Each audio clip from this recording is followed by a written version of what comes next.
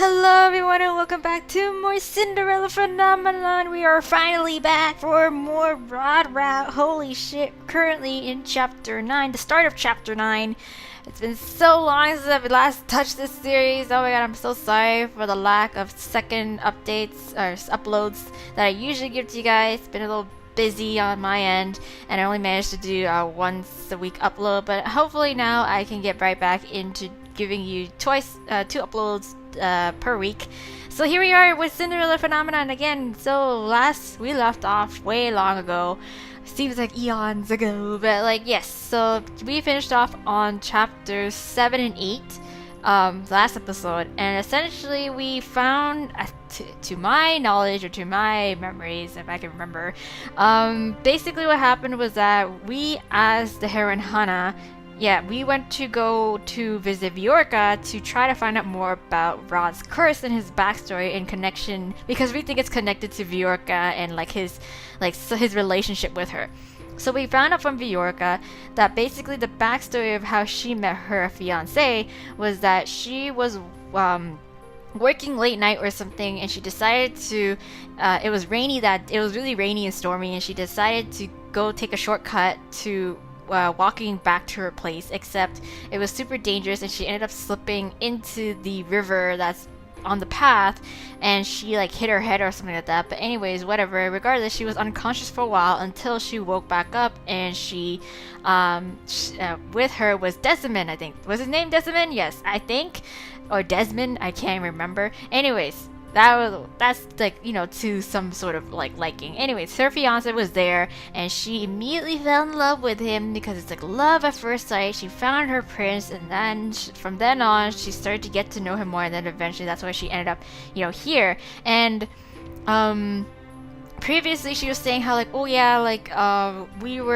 she was close with Rod, and it wasn't until Desmond came into the picture that Rod started to be a little bit more distant. And then finally when she announced the wedding or the marriage and that's when Rod completely like gave her the cold shoulder, like completely ignored her, and she just didn't know why. So yes, that was all we kind of like, you know, sort of got from that. And then we were heading out for the night, and then we overheard some catty girls, these noble women, smack talking the queen, and we decided to step up to them and be like, hey, you guys are being rude, have more respect, why would you, like, you know, the queen, you know, after spending time in the palace, of course, she was like, the queen is so nice, she's so generous, she's so like kind, and she treats me well even though I'm a servant, you know, why are they talking smack about her? Because, you know, they just petty bitches. And she just pointed that out, she called them out on that, and they got super mad. And then before a throwdown can really happen, Rod comes in at the right time. He always has impeccable timing. He, you know, sweeps us, you know, he takes us away. He's like, hey,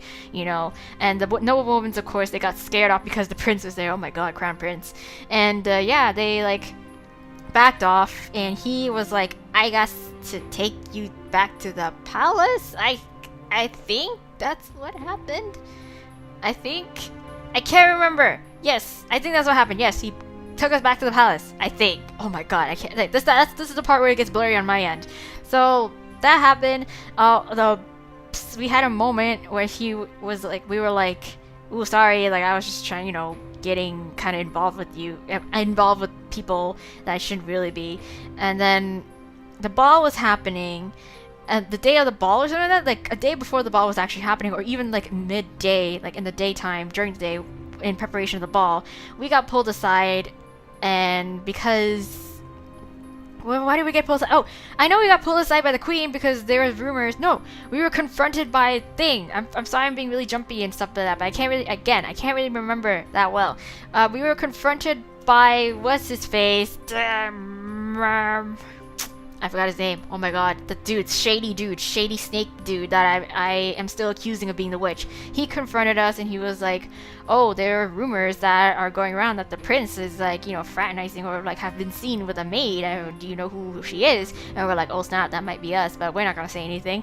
And we got confronted again by the maids, and we got confronted again by the queen. The maid, of course, didn't take too lightly to that, but we were rescued by Emmeline by that. She was just like, hey, stop being so catty and shit like that. Like, how dare you? Like, you guys are so rude. And the queen, of course, she like took it really lightly. She's just like, I just want to know because I've been hearing rumors. I just want to hear from you. And we were like, hey, this is the truth. We were just, Rod just so happens to run into us when we were in a bad situation. He just kind of, took us away from that, and that's it. And she was like, oh, okay, that's great. And then she's just like, if it wasn't because of people talking and shit like that, I would have allowed you to court him and blah blah blah, and I really like you kind of thing. And it's like, oh my god, the queen likes us kind of thing. And yeah, blah blah, that happened. Anyways, and then the ball happened. We were supposed to be on the hallway duty to escort people who are lost or late guests into the right place, into the throne room. And then we were confronted by the guard person, and forgot his name too. He was the other shady guard person that we heard talking. Oh yeah, we heard in the dining room, after the queen talked us through about the rumor, Rod came in and we were like talking and discussing. We were trying to get more information out of him in terms of like what happened with his curse and stuff. And I think we got to the point where it's like, oh, he finally told us. He's like, so the curse is like, yeah, what happened on my part was that I had a crush on Viorka. Didn't really kind of like acted on it, and then she was the one who found her like almost drowning in the river that night. He went to rescue her, and then he didn't know. He went to go get help, but then by the time he came back, she was gone, and it was Desmond who kind of stole his thunder. And then of course he went to a witch in order to get a wish, because he thought that if the only way to get Viorka to fall in love with him was for him to be a prince. And that's what happened. So the witch promised him that he would become a prince in exchange for his voice. So that's how the king went to go find his family and proclaimed his love to Olivia, saying that she is his long lost love, and that's how they were married into the royal family, and that's how he actually became a prince. But he was like, it's useless because Viorka was so madly in love with Desmond anyways. So it was pointless, but we still don't know why he wouldn't break his curse, because he was just like, I can't do it kind of thing. And then the ball, finally we're back to the ball. Came back to the night guy. He was escorting some random dude, this really hella shady dude with like a mask on, and he's like, please escort this guy in. And we didn't like the vibe that he's given off, but we did it anyways. And because of that, and because of the whole suspicion of the witch thing, we came into the ballroom to warn Emmeline. I warned Emmeline. Rod came in the middle of it because Emmeline was like, what are you talking about? Like, I'm pretty sure he's fine. Like, he's not shady. But we're like, no, please. And then Rod was like, yeah, she's right. And then that's when the semi-coup sort of happened. The night guy tried to do a coup. Didn't work out too well because the guy he was escorting in, he got backstabbed, he got double-crossed. And of course, same thing with the other guy. He was the shady snake dude. Yeah, he spilled everything to the king and was like, yeah, he was planning it all along. I didn't have proof though, so I waited in this moment till I decided to tell you. I'm sorry I didn't tell you beforehand. And he was arrested, he was taken away, and then of course he was spewing nonsense about how like, oh my god, he's a witch, don't trust him, blah blah blah. And we were just like, he's crazy. But I still think he's right. So that all happened. The masked dude is Emmeline is totally in love with the masked dude, and then afterwards we received this really shady. He gave us a really shady, mysterious letter after Emmeline left, and it was basically the only thing that was written on it was basically meet us in the throne room kind of thing. That's it. That's where we are. Oh my god, I'm so sorry. This is really a long summary, but that's a lot of shit happened. A lot of shit went down in 2 chapters, no less. So anyways, now we can finally go ahead and go into chapter 9. So the throne room is empty when I arrive. Yes, this is where we're supposed to meet up with the person, what the letter said. So I can only hope that this is not some sort of trap. Yes, I hope so too. Soon after I enter, the doors squeak open and a familiar face enters the room. Oh yes, him. Mithros, that's his name, Mithros. Why can I never remember? I'm bad at names. Sir Mithros. Sir Mithros walks towards me. When he is close enough, he drops to one knee and bows. Hello. I frown as I take a step back from him. Yes. My princess, do not be alarmed. I know of your true identity. Yes, he has disclosed that. Ugh. Well, kind of. Sir Mithros flashes me a wide smile that causes a shudder to run down my spine. You know who I am, then that means that you are a witch. I take another step back as the blood drains from my face. Sir Mithros' smile only widens at my reaction. Oh, so he's admitting to it. I'll say it for you. Yes, I am a witch. I already knew it. I knew. I've been new. I mean, how can he not? If you are a witch, then Sir Alcaster is... Yes, that guy. A mere human. A fool one. Yes, a foolish one. is more grammatically correct. And Varg? Yes, Varg was the other guy, the masked dude.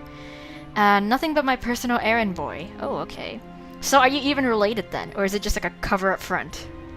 A thought suddenly occurs to me.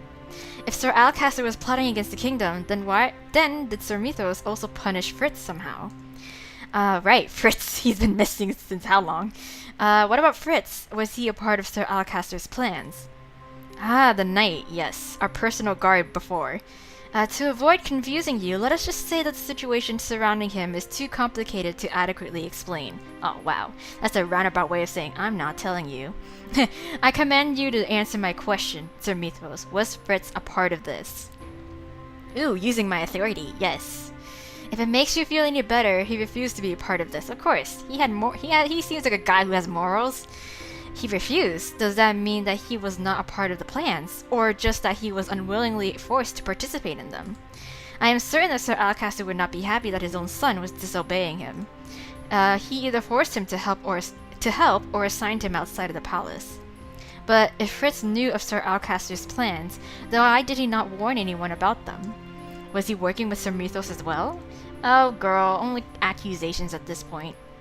More questions swirl in my head, but none of them have answers. When this is over, I will personally ask Fritz about this.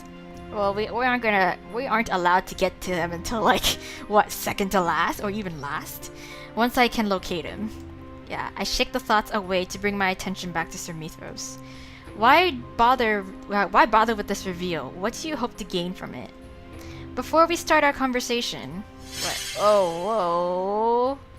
What did you do? Sir Mythos waves his hand, conjuring a faint green glow that envelops the whole room. Oh yes, gotta keep it confidential. Just in case someone decides to eavesdrop, I wouldn't want any of your witch friends listening in on us. Why not? Whose side are you on? Ugh. Yes, I am aware that one of them has been snooping around the palace these few months. Their snooping has made it more difficult to move around without exposing myself. Sir Mythos clicks his tongue in annoyance. Such a nuisance. Of course. He's referring to Delora, yes. She and Parfait warned me before that there was a witch in the palace. Is Sir Mythos truly that witch? He just fully performed the spell, girl! Of course he is! I never really trusted him, not even when I was a princess. Now that he has revealed himself as a witch, I need to know what he plans on doing. You knew that I was a princess this entire time, yet you never offered me any assistance. If I had, Alcaster would have targeted you as well. What? Yeah, he means to, like, wipe out the royal family, yeah. Alcaster wanted to dispose of the royal family. If he had known you were the princess, he would have been after you too. But wait, didn't he though? He, like, alluded to that, didn't he? He was like, at one point, when we bumped into him and we were really super scared he was gonna be all grumpy and kind of attack us, he was like, no, it's fine, princess. And we were just like, ah! Yeah, this isn't starting to add up. Hello?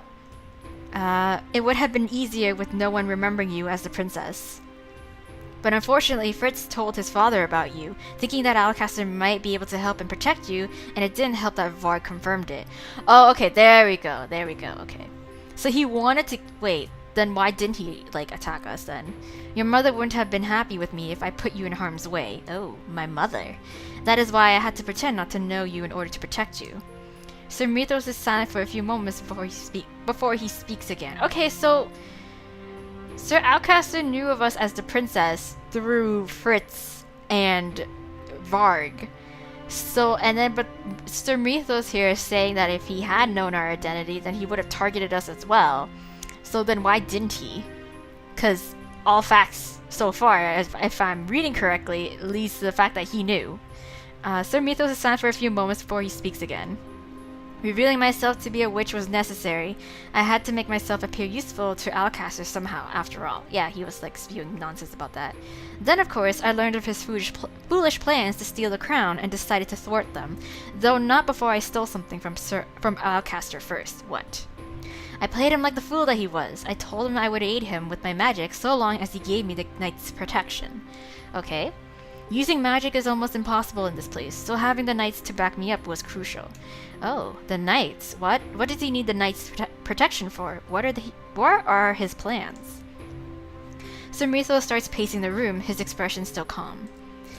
I found out that he planned to dispose of me after he obtained what he needed, so I disposed of him first. Ooh, tried to get double-crossed. Wow. You guys. A lot of backstabbing going on. Alcassim might have been able to convince most of the knights to aid him by promising them promotions, but... Well, my magic is far more convincing, yes. Sir Mithos stops in front of me, his deadpan expression transforming into a smile. What? For now, let us desist speaking of my plans. The minute Alcaster's plans were thwarted, I knew I had to contact you directly. I am happy to see you in the palace, Your Highness. Although, we really need to get you out of those clothes soon. A maid's clothing does not befit a princess like yourself.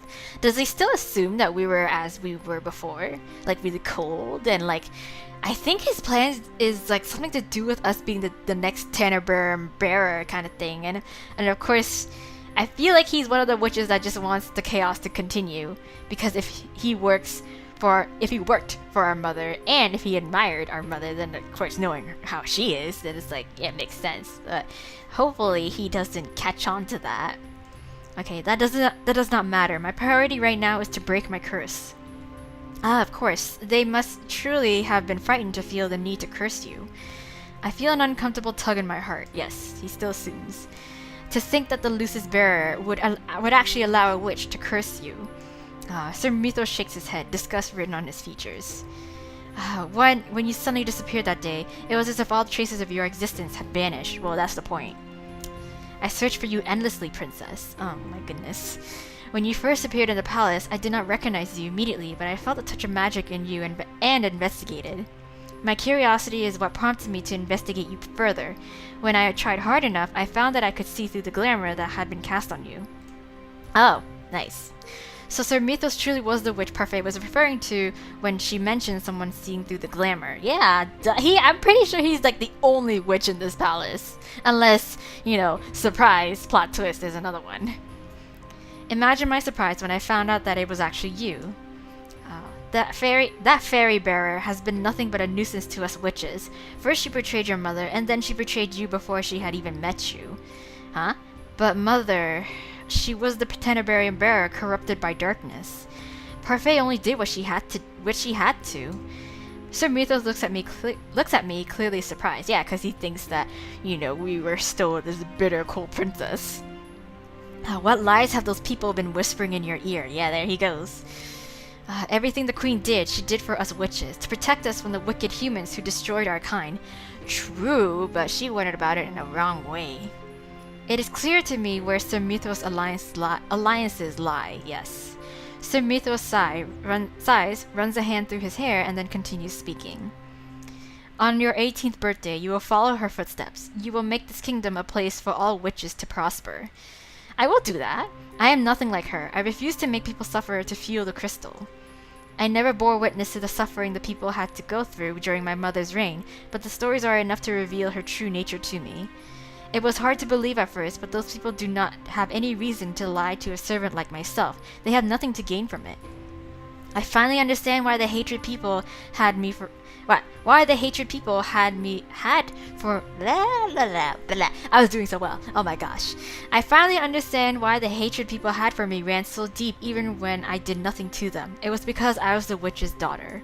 Yes, your mother wouldn't be happy to hear you say that. Let me assure you that this is not a destiny you can run from, dear princess.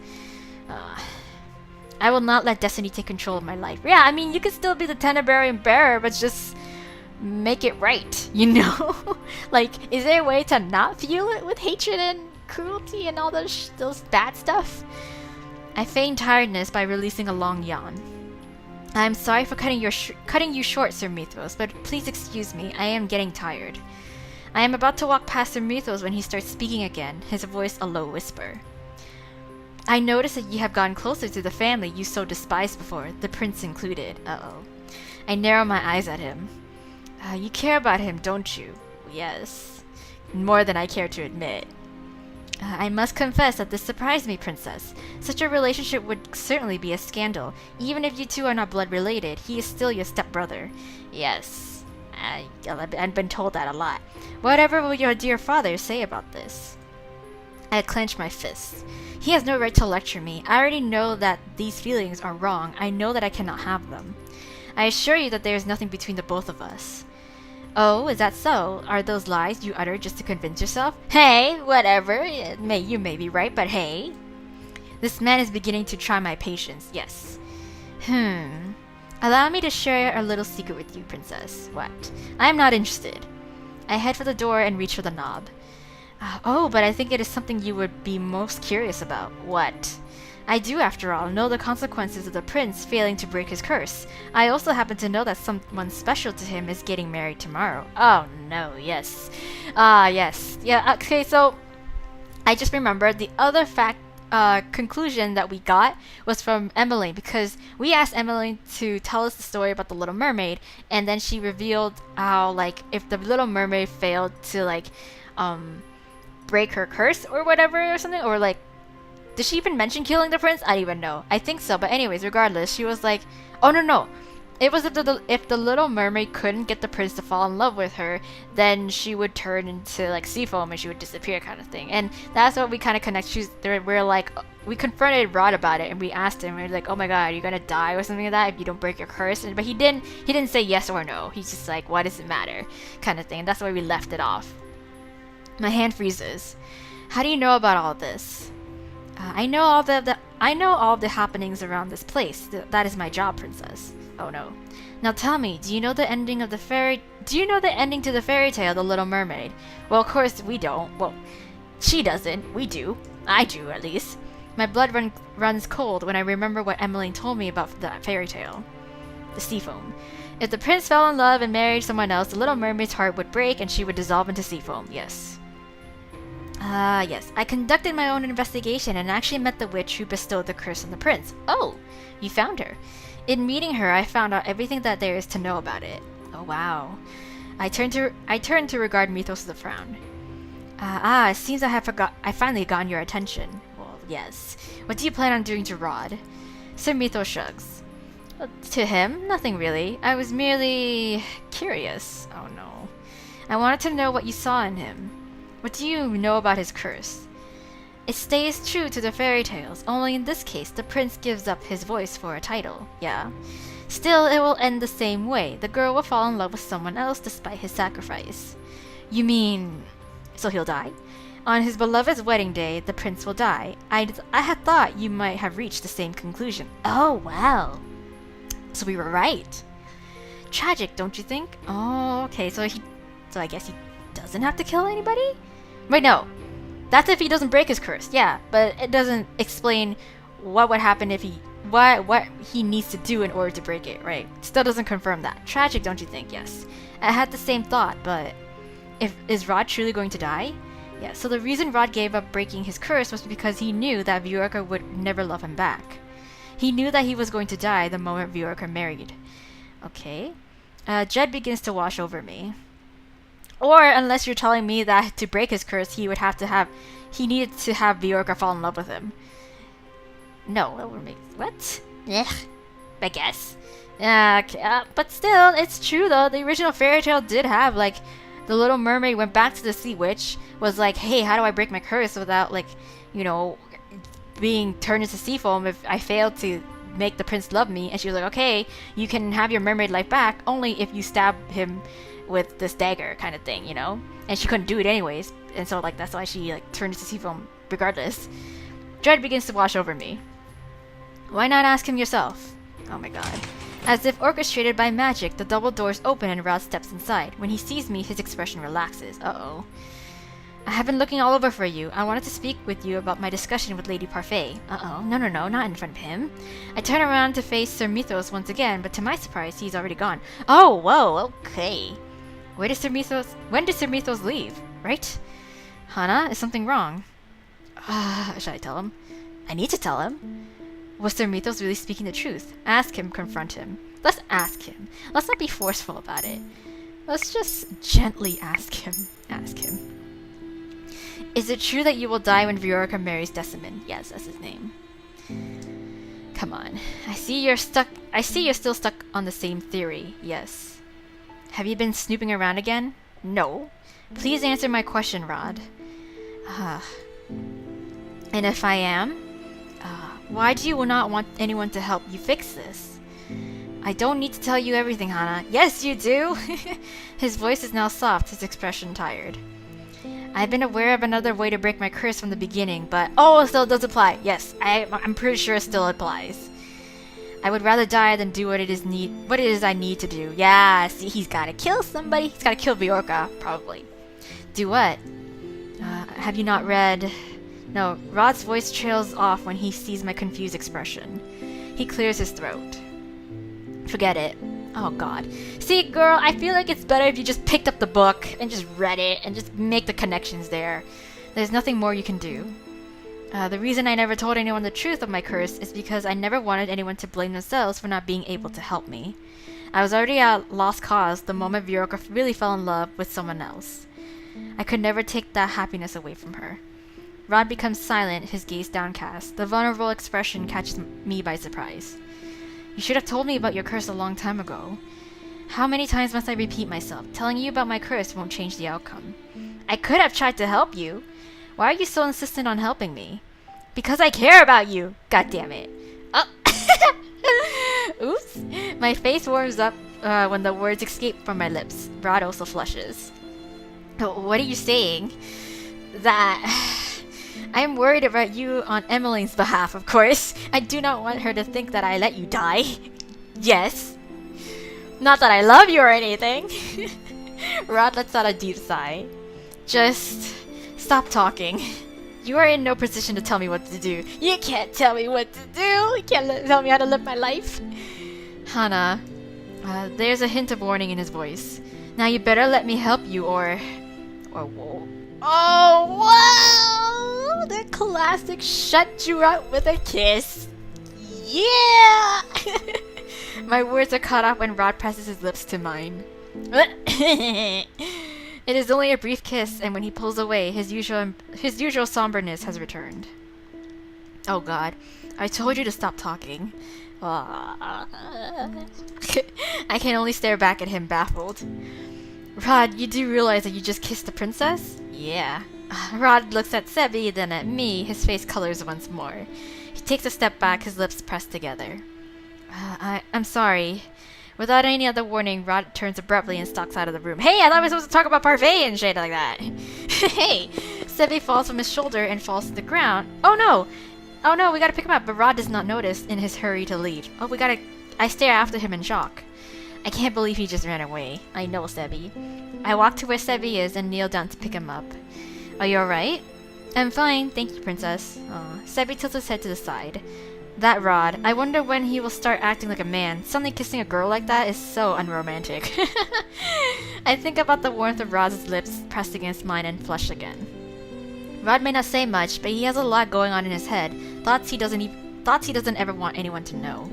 I don't want to speak on his behalf, but I know he really does care about you, princess. He's just a little standoffish and has a difficult time showing his emotions. He's sensitive like that. Aww. He's Cinderella. Take it from me, I'm always in his head. Yeah, I care about him too, but what will become of my feelings once I break my curse? I will return to being his stepsister when this is all over. No, this is not the time to mull over such thoughts, right? We got pressing matters to attend to. I'm sorry for asking this of you, princess, but can you return me to Rod? That boy is useless without me. Right, he has no voice now. The exasperation in Sebi's voice makes me smile. Sebi acts like Rod's older sibling. Of course. Where are you, Rod? You forgot your bunny. When Rod does not open the door, I knock again. Hey, this is a little pressing. Rod's eyes widen as soon as he sees me. His face flushes a dark crimson. I'm here to return Sebi. Yeah, Rod nods before slowly taking Sebi from my hands. Thank you. Be careful not to drop me again next time. Yeah, there's a hint of a smile on Rod's face as he taps Sebi's face. Sorry. He looks so much more at ease when he smiles. Yeah. Rod faces me again with an apologetic expression. Hana, I really am sorry for what I did earlier. No! No! You don't have to No! This is what we wanted! No, you don't have to apologize. I know you did not intend to do that in the first place. What? The truth is, I actually... He trails off, then averts his eyes slowly to the floor. Suffice it to say, I'm not supposed to feel this way about you. Yeah. What exactly are you feeling? Rod flushes deep red before turning away. Yes, never mind. I got it right. It's okay. He flushes a deep red and turning away. Okay, yeah. Don't ask me such an embarrassing question, but I need to know. The hovering silence becomes more pronounced as we both stop talking. I mean, you pretty much said it when you kissed me, but like, still, I need to hear it in words. You said you wanted to talk to me about something you discussed with Lady Parfait, right? Yes. I meant to tell you that Delore will be here tomorrow to investigate. Ooh. Now that we know Sir Alcas is not the witch, we have to start our investigations over. Not necessarily. Actually, about that. About that. I know who the witch is. Yes. Yeah. For sure, for sure. Like, he told me upright. You do? Yes. It's Sir Mithras. He's the real witch. The real witch. Sir Mithras. So when Sir Alcaster was throwing around accusations last night, yeah, he was right. They were true. Sir Mithras is already aware that Delore has been investigating the palace. We need to warn her. Then I will send Lady Parfait a quick message. We need to keep our guard around him too, especially you, right? I'm sure he already knows that you're the crown princess. Yes, he does. I nod in response. For now, we should wait for Delore to show up tomorrow. But it's getting late. You should go and get some rest. Right. The moment he says the words, I realize he's correct. My eyelids are heavy. You're right. I think I shall take my leave. Good night, Hana. Yeah, good night, Rod. Yeah, good night to you too. Moments after Rod closes the door, I hear a familiar voice whispering in my ear. What? I see. Oh no! Did he hear that? I jump back in surprise and stare at him with wide eyes. Sir Mithras is leaning casually against one of the pedestals. So that is where the prince disappears to every now and then. Oh no. I had no reason to care before, but now I see it. If my guess is correct, he's also in league with the Lucis Bearer. Play along, Hannah! Pretend you're his friend! When I do not answer, Sir Mithras smiles and shrugs. Well, it does not matter. Oh, really? I glance around us and notice the green shield from earlier. Once again, no one will hear this conversation. Now that the prince has confirmed your doubts, what will your next course of action be? You want to help him break his curse, yes? Rod may have given up on breaking his curse, but I refuse to do nothing. From the way Sir Mithras is taunting me, he must know the other way to break the curse. Rod will not be happy about this, but I need to use whatever means necessary to save him. Do you know how to break his curse, Sir Mithras? Yes. Kill Bjorka. I will assume that you have not read the full fairy tale if you do not know. Yes, princess, I know. Tell me. Mithras cocks an eyebrow and waves a finger at me. Do you not realize by now how witches work, princess? I propose a deal. I will help you, but you must help me with something in return. Girl, can't you just go and find the book yourself and just find out then? You don't have to get it from this guy. Help you if you're planning on betraying the king. No, girl. I have no plans of taking the crown or harming any members of the royal family.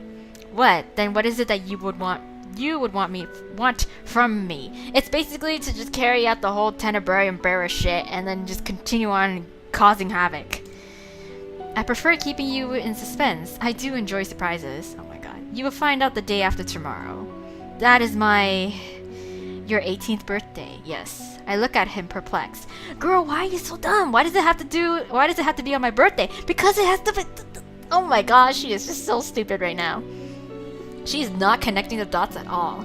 Don't worry, Your Highness. What I request from you will also make for a pleasant gift. Ugh. Come on, girl. You have to remember it's about the Tenebrae bearer shit. What do you say? I bite my lower lip as I consider. I am worried about Sir Mithras' request, but I no longer have time. Bjorka's marriage is tomorrow, and Sir Mithras has the upper hand. I understand. You could have just seriously went out and grabbed the book, and just read it. God damn it! This is the one loophole that I wish he thought of. This is such a loophole. Good. Now remember, dear Hana, witches are bound to their oaths. In order for the prince to regain his voice and life, something must be taken by force, just like in the fairy tale. What does he mean by that? Oh my god. Tell me what I must do. Oh, I did forget to mention this, but it is not you who must act, but the prince. What? If Rod could help himself, he already would have done so. But again, he's not willing to do it. Please trust me, princess. You will have my aid, and I will make sure the prince's curse is broken. Uh-oh. Uh-oh. I don't like the sound of that. I feel like, oh, intermission, time skip. I feel like this wedding might just turn into a funeral. Today is Viorica's wedding day and also the day Rod is destined to die. Sir Mythos explained his plan briefly last night. He told me that he would have a valuable item delivered to Rod that he would need to use to break this curse. It's a knife. It's a dagger, I think. He further explained that it was something he would need to use after the wedding. I tried to question him further, but he disappeared before I could, saying that he needed to start his preparations. I do not completely trust him, but I am running out of time and I have no choice right now. The royal family has left the palace to attend Viorica's wedding. It is unusual for the king to attend another noble's wedding, but Viorica is an exception given that she is one of Rod's and Emmeline's best friends. Despite Sir Mythos' reassurance, I am still restless. Sir Mythos told me that everything would be alright, that Rod would not instantly die the moment Viorica got married. But why must his involvement be reserved for a time after the wedding? Why does he not act now? Right. Yeah, someone looks like they're in a bad mood. Yeah, but I got issues. Dolores suddenly stands before me, smirking. Her appearance shocks me so badly I nearly dropped the dishes in my hands.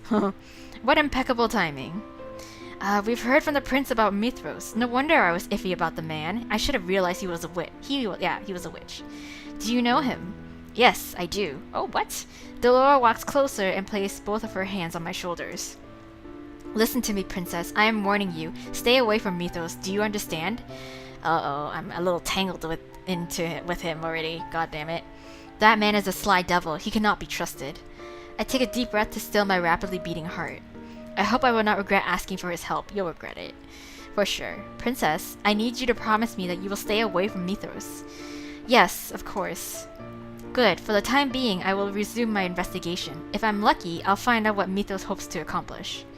Actually, he is not in the palace right now. He went with the royal family to attend the wedding. A wedding, huh? How unusual. I can only assume he must be there at the wedding to help Rod. Well then, better make use of his absence while I can. I'll see you later, princess. Okay, oh my god, I don't like this. I don't like this. I hate it that we're not even at the wedding, too, to witness what's gonna happen. Oh man. God. When I am left to my own thoughts, my mind returns to the issue of Rod's curse. Sir Mythos mentioned a similarity with the fairy tale, which means I may have a chance of finding out more. I decide to go to the library when I have the time to pick up the book. Why not go now? I am now on my way back to my quarters with the book in hand when I see Rod walking toward me from the other side. Uh-oh. He's either gonna be really mad at me or just unassuming. His eyes are fixed on the floor, so he does not notice me as I approach. Rod? He is still alive. Does that mean Sir Mythos has succeeded? Oh, it's just you. What? Rod's voice still comes from Sebi. The realization instills a deep fear inside of me. Oh, what? He's still cursed. How much time does he have left? Much to my surprise, Rod actually smiles at me. The smile is forced, however, and does not reach his eyes. Is he being manipulated right now? He looks crestfallen. Are you alright? How was the wedding? We're gonna ask if he's okay. We need to check up on his well-being. Screw the wedding. How are you? I'm fine. Are you sure? Yes, I'm sure. But I'm tired, Hannah. So for tonight, I just want to rest. Good night. Uh-oh. Without waiting for my answer, Rob begins to walk away. A strange heaviness hangs in my chest. Why do I feel like this is the last time I will see him? I glance down at the book in my hands, then slowly open up to the last page of the Little Mermaid fairy tale. I start reading from the section where the mermaid sisters explain how to get her fins back. Take this knife. Before the sun rises, you must plunge it into the heart of the prince, and you will be a mermaid once again. Yes! Ah, yes, I already know that! The book falls from my hands and collapses to the floor. I stare at it dumbfounded. Wait, this means Rod needs to kill Viorica. Then the item that Sir Mythos mentioned earlier. Could it be the knife? Yes, it is. I need to find him. Go, go, go! I turn and start running in the direction of Rod's room in hopes that I will still be able to catch Sir Mythos there. What? When I come to the end of the hallway, however, it is not Mythos who stands by Rod's door. Emmeline! Emmeline is slowly walking in the direction of the throne room. Her movements seem oddly mechanical. I rush toward her. Did I choose wrong on that last choice? Damn it. I should have asked about the wedding? Oh god. I rush toward her. Princess Emmeline. Where are you going? Must go to Rod. Why is she going to the throne room? Rod is back in his room. My eyes catch on something shining in Emmeline's hand. Oh, it's the knife! Why does she have it? My heart nearly stops when I see that it is a knife. Emmeline, what are you... If he kills his beloved with this blade, his curse will break and he won't die. It is as if she's in a trance. Is this Sir Mythos' doing? Is she under one of his spells? Yeah. Emmeline, snap out of it. Girl! Emily starts walking again, ignoring me. When I try to approach her again, thinking to steal away the knife, a shadow suddenly comes to stand between us. What? You! Varg looms in front of me, smirking. I totally forgot about you. I thought you left. Where did you come from? Let me through, Varg. No can do, princess. Don't you want to save the prince? I look at Emmeline, who has not even turned to glance at us. I glare at Varg, who is still standing in my way, grinning. Step aside, Varg. Yeah, feisty. You are a far more interesting princess than your stepsister. I try to sidestep, but Varg follows my motions. I try again and again, but he just thwarts my progress. He holds his hands up in the air, eyebrows raised. Oh, tell me, why would you do it? Tell me, what would you do if I let you go? Would you stop him from killing the girl? Well, duh. Rod would never kill her. He would never do anything to harm the person he loves. He refused to do it, and he has no reason to do it now. Varg is silent for a few moments as he considers. Interesting. He steps aside and bows. Ooh, okay. He's just in it for the ride. He's just like, I wonder what would happen if I do this. I have no allegiance to anyone at all. Go ahead then. You are letting me go? I would like to see this play end as it may. This play end as it may, without any strings attached. Oh, whoa, what the fuck? Is this chapter 10 then? Oh, chapter 10, Silent Farewell. Is he gonna die? I think oh my god. When I push open the door, I find Rod kneeling down. Emmeline lies on the floor in front of him, unconscious. Emmeline! Oh my god. She's fine, she's just asleep. Something glints in Rod's hand. Even from this distance, I know that it is the same knife Emmeline was holding earlier. Out of the corner of my eye, I see someone slouch against one of the pillars. Viorka! Is she stabbed? Oh my gosh. I rush to her side, then sigh in relief when I see the gentle rise and fall of her chest. She is still alive. Okay, how did she get here? It was Sir Mythos' plan. I remember walking back to my room after talking with you. I blacked out, and when I came to, I was already in here with Viorka. I've already checked on her. She seems to be under some kind of a sleeping spell. So, are you okay? M came in just a few moments ago, passed me the knife, and then just fell asleep. Simply collapsed after begging me to kill Viorka. I think M is under a spell as well. Yeah, no shit. Rod glances down at the knife in his hand, expression glassy. M almost convinced me. She pleaded that I not leave any of them behind. It's not as if I want to die and leave my family, but... He stares at the knife for a few moments, then curses as he slams his fist into the ground. I can't kill her. Why would Sir Mythos want me to do this? Guilt floods my chest, making it difficult to breathe. Yeah, it's me, yeah. I was the one who asked Sir Mythos to help Rod. He said he knew how to break his curse. But I did not realize that in order to break his curse, he needed to kill the person he loved. I relied entirely on the story Emmeline told me, and that was my biggest mistake. I should have read the full fairy tale. Well, yeah, you could have just been like, you should have refused Sir Mythos' help, went to the library, grabbed the book, and made the connections there, but no, girl, you waited until after you made a deal with him? What the hell? I could never kill her. Yeah, of course not. Such a shame. Sir Mythos emerges from the shadow, looking at us with disappointment. Ugh. To break his curse, Prince Rod must kill his beloved with the knife his sister has brought him, just like in the fairy tale. Yes, we figured that out much. Yes, that much out. Mythos turns to Rod. And here I thought that your sister might be able to change your mind. You were, after all, supposed to do this of your own accord. Oh, so that was his plan? Okay, well... I was wrong. I shouldn't have underestimated your stubbornness. Casting a spell on you would have solved this problem entirely. Yeah. Why didn't you? I mean, if I was Mythos, I would have done that from the get-go, but that's good on our part because then we could have stopped him from doing something that he'll regret and that we'll regret too because, we didn't know that, he was supposed to kill somebody. Okay, yeah. Why are you doing this? Well, as per request on my end. Don't tell him that. Well... Sir Mithil shifts his gaze to me. Rod follows his gaze to me and raises his eyebrows. Yes. There's no use lying to him now. Yeah, might as well come clean. I asked Sir Mithras to help me break your curse. You what? But I didn't know you had to kill somebody. Gotta throw that one in. I didn't know that you were meant to kill Viorica.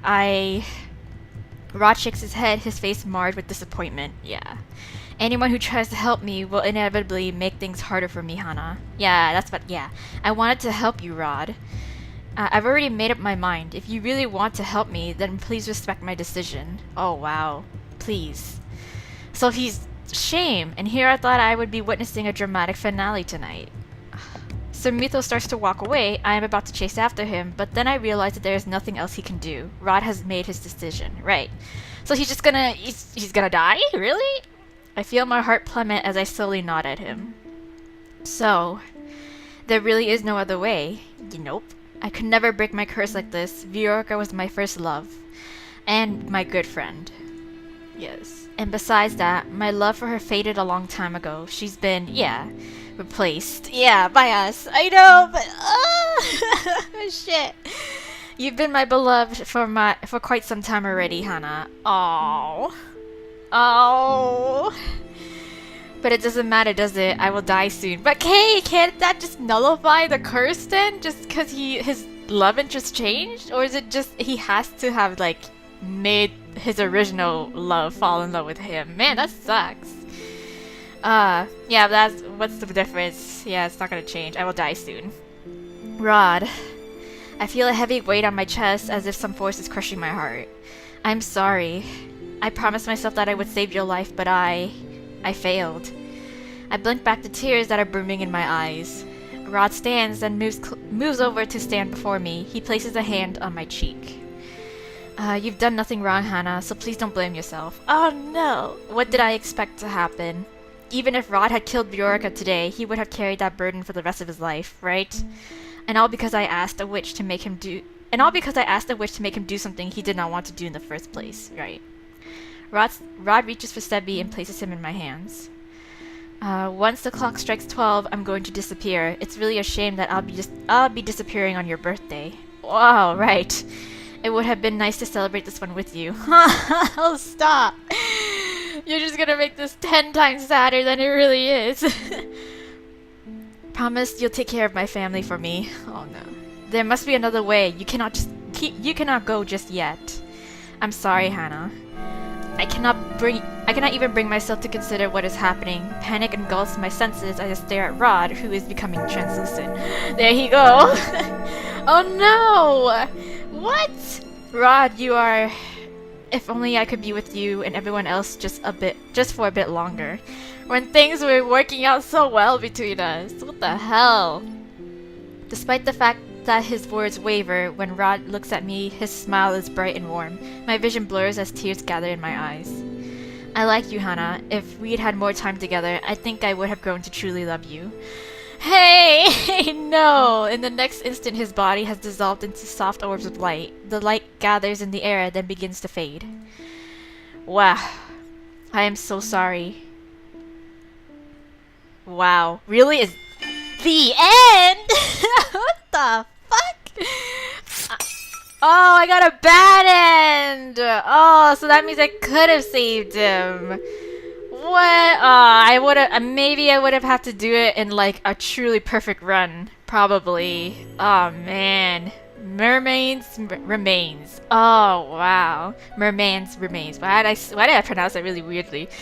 What the hell? Damn. Okay, well it's true to the words of the fairy tale and how it would have played out accordingly. Then yeah, this would have been the true end in which that's what happened in the Little Mermaid story, is that she turns into sea foam. I think. I don't know. It was a moment where she turns into sea foam or she's really happy, but I don't know. There was like somewhat of a happy ending to that original story, but I forgot how it goes. But like anyways, whatever. Oh man. Shit. I'm sad. I am so sad. Anyways, whatever. That's it. I'm just gonna stick with that as like my first run, my ending. The first time my first ending that I got with Rod, but now it's just, now we can go back and we can truly try to like, what's it called? Get all his rest of his other endings. So that means, of course, getting his good ending, like an actual good ending. God, I really want to truly see like this happy ending that we can get, which is like, you know, like I'm not too mad, not too mad. I'm glad that was a bad ending because, again, as I said, originally that's how the Little Mermaid story ends. But of course, in this game, that's a bad ending, which means we can always get a good ending. So that's great. And that's what we're gonna do. That's what we're gonna do in the next episode. To come, we are going to go back. I'm going to pull up a guide, a non-spoilery guide, in order to do his good ending / true ending, if there is a true ending. Don't know how many endings there are, but I'm gonna go through all of them. I'm gonna get all of them for Rod before we move on to our next dude. But there it is.